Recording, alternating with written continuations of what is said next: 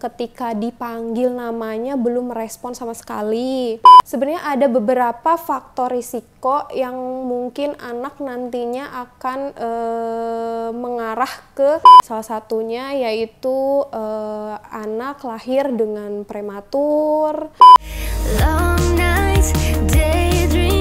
Halo sahabat Lira, perkenalkan saya Reni Madliana, praktisi terapi wicara di Rumah Sakit Lira Medica.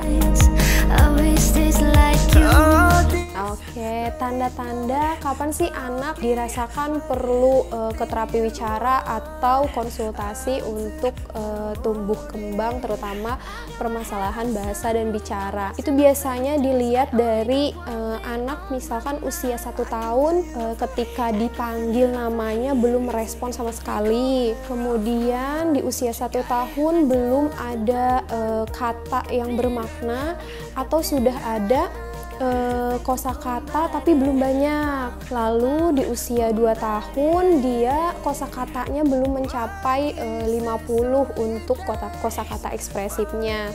Kemudian anak tersebut belum dapat merangkai kata 2 kata dalam 1 kalimatnya.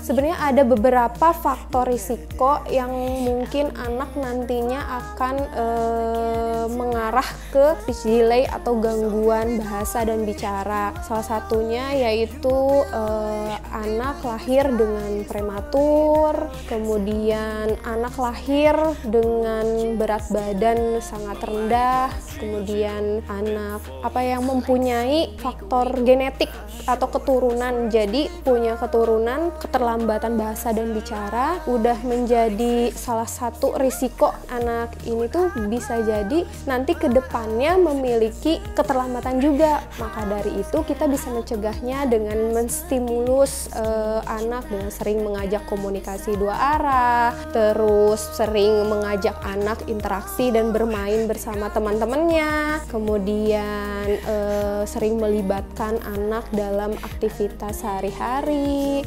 Kemudian bisa dengan membaca buku, ajak anak membaca buku bersama. Kemudian bisa untuk meningkatkan kosakata bisa dengan kita menjelaskan aktivitas yang sedang kita lakukan atau anak lakukan. Jadi ketika parents di rumah mempunyai kekhawatiran, anak saya sebenarnya terlambat nggak sih gitu, anak saya butuh pertolongan ahli lain nggak sih gitu. Ketika udah banyak pertanyaan nih di kepala, sebaiknya untuk mengatasi kegalauan parents di rumah mengenai tumbuh kembang terutama dalam bahasa dan bicara, segera konsultasikan kepada ahlinya.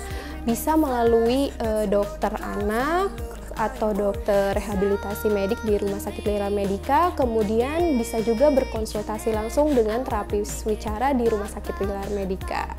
Oke, sekian. Sampai jumpa di konten berikutnya ya. Bye!